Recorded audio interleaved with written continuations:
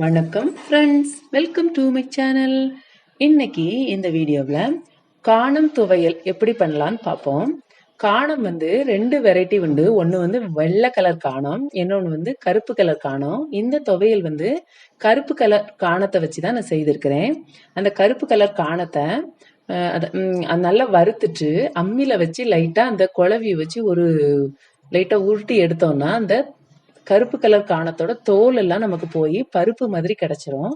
அந்த காணத்தை வச்சுதான் இன்னைக்கு நம்ம செய்ய போறோம். இது வில்லேஜ்ல கெட்டு சோறுக்கெல்லாம் இந்த துவையில தான் வச்சு எடுத்துட்டு போவாங்க, கெட்டு போகாது. அதே போல இது எல்லா விதமான வெரைட்டி சாதத்துக்கும் இது நல்லா இருக்கும். தோசை, இட்லி எல்லாத்துக்குமே நல்லா இருக்கும். இது முழுக்க முழுக்க ஒரு கிராமத்து ஸ்டைல்.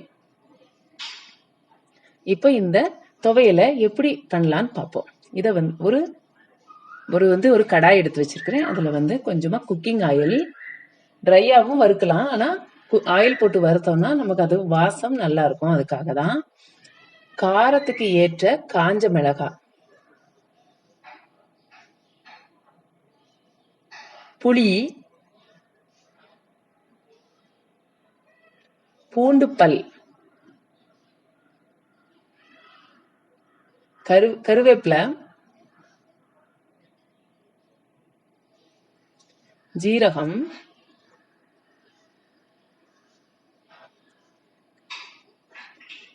இதுதான் அந்த காணம். இது தோல்லாம் எடுத்துட்டு வச்சிருக்கிறேன். பொதுவாகவே காணம், அதாவது வெள்ளை கலர் காணம், அந்த கொள்ளுன்னு சொல்லுவாங்கல்ல, அது ரொம்ப ஸ்ட்ரென்த் உள்ளது. அப்புறம் கொலஸ்ட்ரால் எல்லாம் கம்மி பண்ணும்னு சொல்லுவாங்க. இந்த காணத்தையும் நீங்க ட்ரை பண்ணி பாருங்க.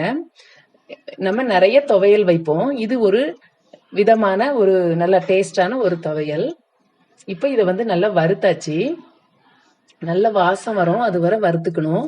அப்புறம் ஆறின பிறகு மிக்சி ஜார்ல எடுத்து கொஞ்சமா கல்லுப்பு சேர்த்து, கல்லுப்பு இல்லாதவங்க நார்மல் பவுடர் உப்பு சேர்த்து அரைச்சிட்டா துவையல் ரெடி ஆயிரும்.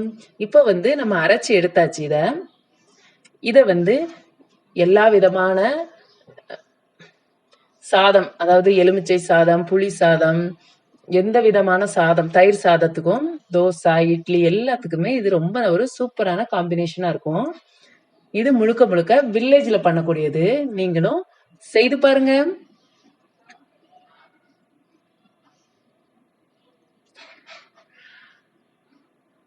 பிடிச்சிருந்தா லைக் பண்ணுங்க, ஷேர் பண்ணுங்க, கமெண்ட் பண்ணுங்க.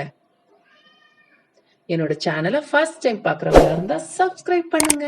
Thank you friends.